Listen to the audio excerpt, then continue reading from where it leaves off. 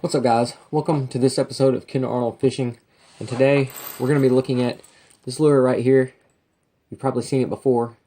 For some reason, it's took YouTube by storm the past couple weeks, and I'm going to sit down and tell you what I think about it.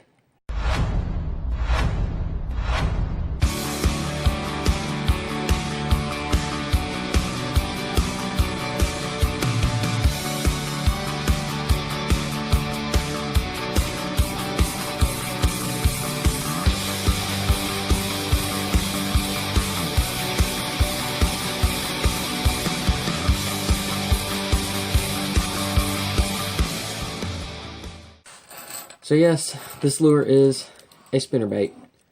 This is the $1 spinnerbait that Walmart sells.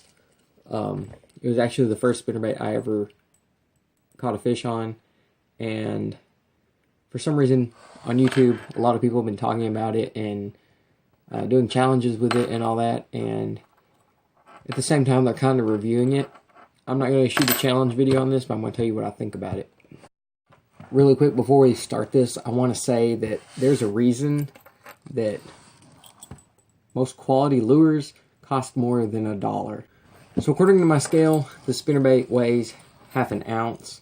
That's okay. I wish that they sell them in other sizes, like a quarter or 3/4 or even an ounce. That would be helpful, especially in deeper water or in shallower water, whichever one you choose.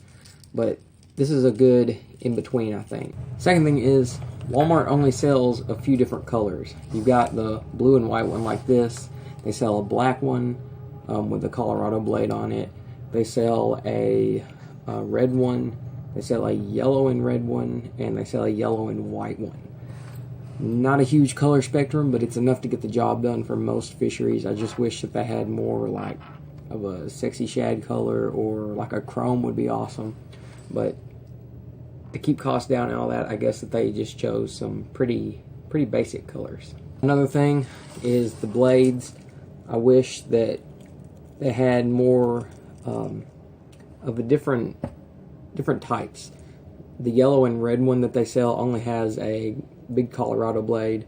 The black one does the same, and then I think whenever you get down to some of the other ones like this one, the lighter colors, they have the Colorado blade with a willow leaf blade like this.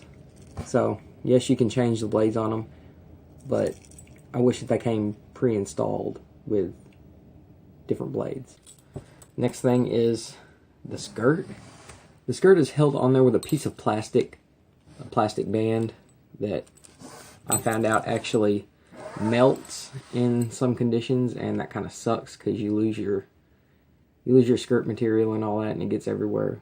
One thing I'm going to do with this one in particular, I'm going to put a wire band around it, a wire skirt. I'm going to hand tie it so I can actually keep the skirt on there. Another thing with the skirt, I don't know what the material is. It's like an elastic weird thing, and it also has a tendency to melt too, especially if you leave it in boxes out in the sun, or even not in the sun. I've had some do that in the boat too, so the skirt will melt if not under the right conditions.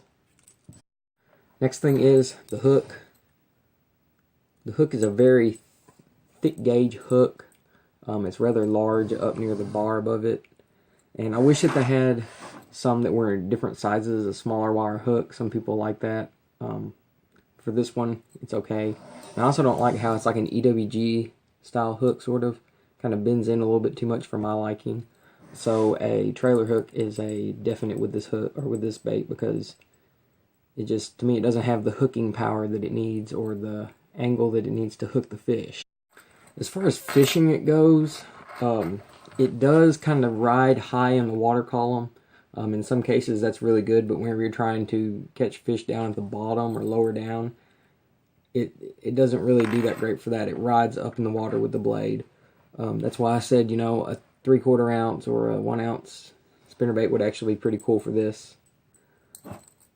If you stick a trailer, an actual trailer like a swim bait on the back, it'll make it ride even higher. You can kind of wake the surface with it, which in some cases would help, but I'm not a huge fan of that all the time. And that's what you get with this spinnerbait. It rides to the surface just about all the time. So who would I recommend this spinnerbait to? Well, young kids are just getting into fishing, this could be a good lure for them.